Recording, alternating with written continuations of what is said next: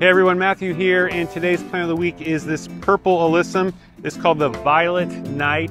You're probably familiar with the White Knight, Lobularia alyssum. It's the white variety of alyssum. There are actually many varieties of alyssum, not only in styles and the way they grow and habit, but there's also a few different colors. And this is the violet, which is very striking. It makes a great winter annual.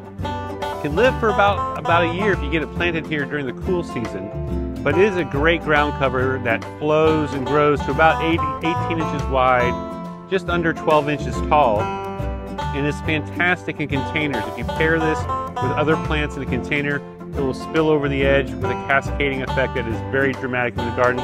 We grow this in the full sun throughout the winter time. So these start coming in around October, November. We grow them all through the winter till about May or June. Sometimes they'll persist after that, but they are an easy, fragrant, smelling like honey, easy, fragrant, low-growing ground cover for your winter annual garden. Come check them out at Earthworks, and don't forget to follow us on our Facebook, our Instagram, and on our YouTube channel for more gardening tips and tricks to keep you guys growing all year round. See you guys next time.